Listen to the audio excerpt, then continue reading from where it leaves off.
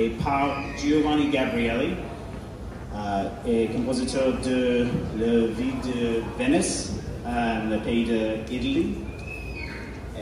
That was written in 1608, so over 400 years ago. Il y a 400 ans.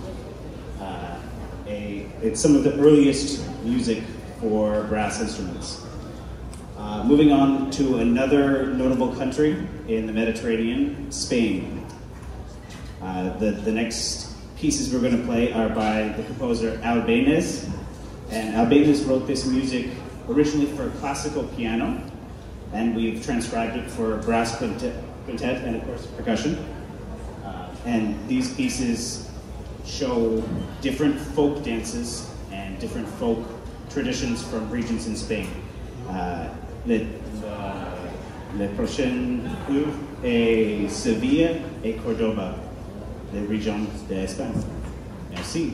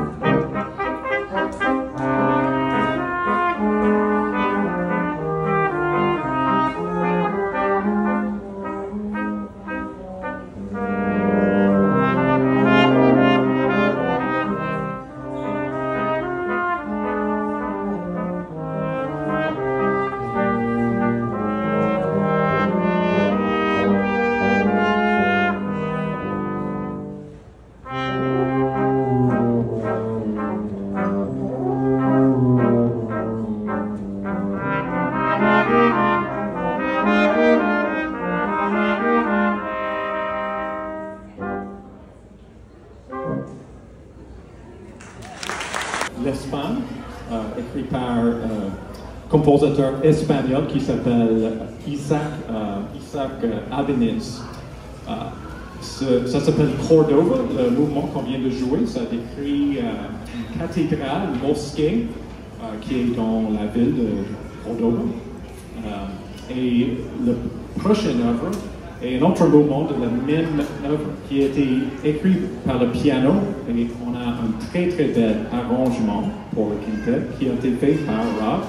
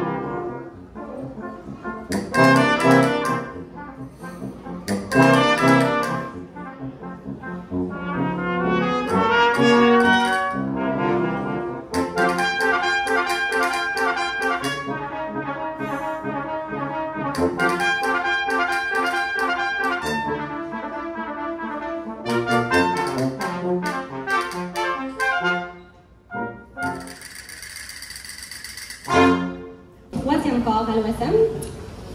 Les gens demandent souvent aux cornistes pourquoi vous mettez la main dans la cloche. Tous les autres instruments, ils ne font pas ça. Je vais vous montrer, c'est pour une raison historique en fait. Dans le temps de Mozart environ, le corps, il n'y avait pas de piston. Fait on n'avait pas vraiment de l'aide des boutons pour changer les notes. Pour jouer une gamme, il fallait le faire avec la main. Je vais vous montrer. Alors,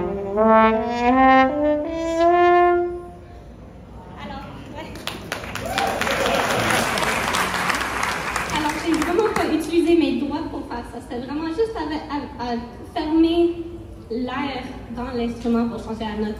Là, c'est beaucoup plus facile à jouer avec les pistons. Je suis très contente. La prochaine pièce qu'on va jouer, c'est la dernière pièce espagnole. En fait, c'était écrit par un Français, c'est Ravel, un arrangement pour quintette, une pièce habanera de Ravel. La mère de Ravel, elle venait elle était basque. Alors, quand lui, Ravel, il était petit, elle lui chantait vraiment beaucoup de chansons folkloriques de l'Espagne. Ça fait qu'il y a beaucoup de musique de Ravel qui inclut vraiment beaucoup de thèmes, c'est vraiment beaucoup inspiré de l'Espagne. Et il voulait aussi souvent inspirer des danses. Alors, la danse espagnole, peut-être le plus connue de lui, ça serait le bolero. Mais aujourd'hui, on va faire la habanera. Merci.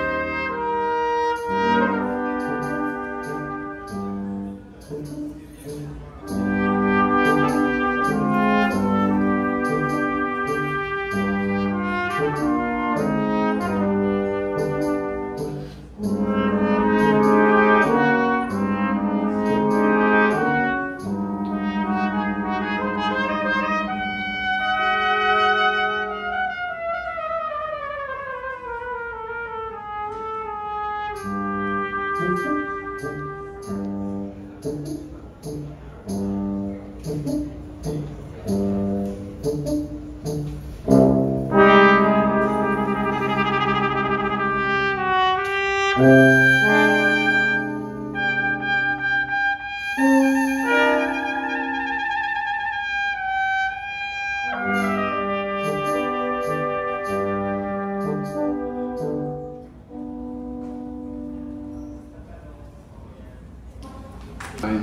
vous propose de retourner en Italie dans un autre arrangement de notre fantastique trompettiste Rob Weymouth avec l'aria Nessun Dorma de l'opéra Turandot de Giacomo Puccini.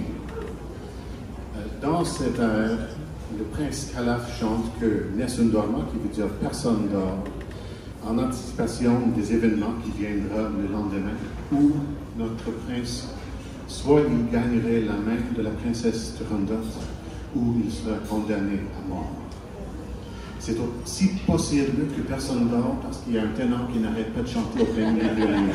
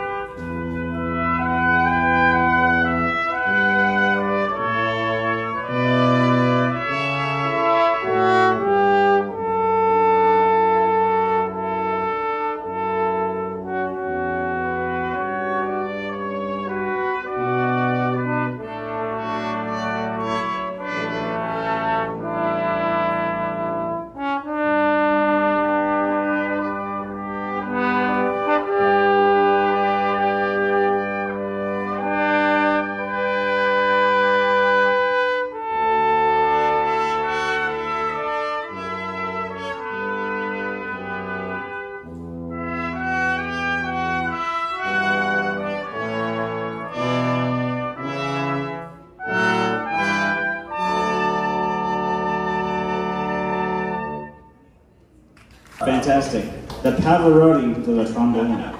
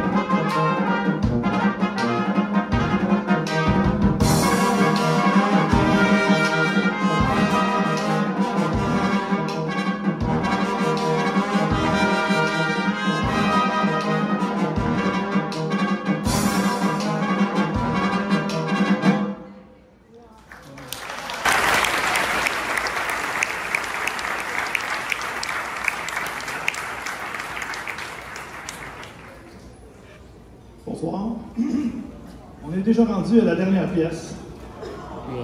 Nous, on est très déçus parce qu'on a beaucoup de plaisir sur la scène. Alors, c'est une pièce... premièrement, on n'a pas beaucoup parlé des trompettes. Alors, moi et Rob, on joue de la trompette. On est tous les deux dans la section de trompette de l'OSM. Et vous voyez qu'on n'en a pas juste une, il y en a 5 en tout sur scène, juste dans ce concert-ci. Rob, combien de trompettes possèdes-tu? 15. Moi aussi, j'en ai sûrement autant que lui, sinon plus. Mais on a besoin de différentes trompettes pour jouer dans... C'est des trompettes qui jouent dans différentes tonalités. C'est pas que ce serait impossible de jouer sur l'une ou sur l'autre. On désire des timbres légèrement différents. Ça, c'est une trompette en si bémol. On a aussi une trompette en do ici. Des fois, c'est par paresse aussi. On ne va pas transposer la partition à vue. Mais il y a aussi, comme vous avez vu dans la merveilleuse pièce de Ravel, que Rob jouait ce qu'on appelle le cornet, qui est un timbre un petit peu plus velouté. C'est quand même subtil, mais comme on dit, le diable est dans les détails. Alors, la dernière pièce, c'est une pièce qui est, on va dire, le plus éloignée de notre formation. On est des musiciens classiques, là, on va jouer une pièce de jazz. Donc, et c'est aussi la plus éloignée du thème de la Méditerranée parce que ça s'appelle Nuit en Tunisie, Night in Tunisia. Mais c'est écrit par Dizzy Gillespie qui expérimentait avec des accords jazz, mais un certain accord qu'il trouvait qu'il sonnait un peu méditerranéen, donc il a appelé ça Night in Tunisia. C'est le seul lien qu'il y a avec la Méditerranée. Et c'est donc... oui, Dizzy Gillespie, pour parler brièvement de lui, c'est un trompettiste qui jouait, premièrement, c'était un pionnier du bebop, qui est un style dominant du jazz. Et vous vous souvenez peut-être de lui, vous allez sûrement vous souvenir de photos, de vidéos d'un trompettiste qui jouait avec le pavillon. Une trompette spéciale, il y avait un pavillon qui montait vers... je vais essayer de vous le montrer. On ne peut pas faire ça comme ça. Mais, et l'autre particularité qu'il avait, c'est qu'il gonflait beaucoup les joues. Ce qui normalement, quand on enseigne la trompette, on proscrit ça, mais pour lui, ça marchait merveilleusement bien. C'est vraiment un des pionniers, un des principaux trompettistes jazz de l'histoire. Alors, Night in Tunisia de Dizzy Gillespie.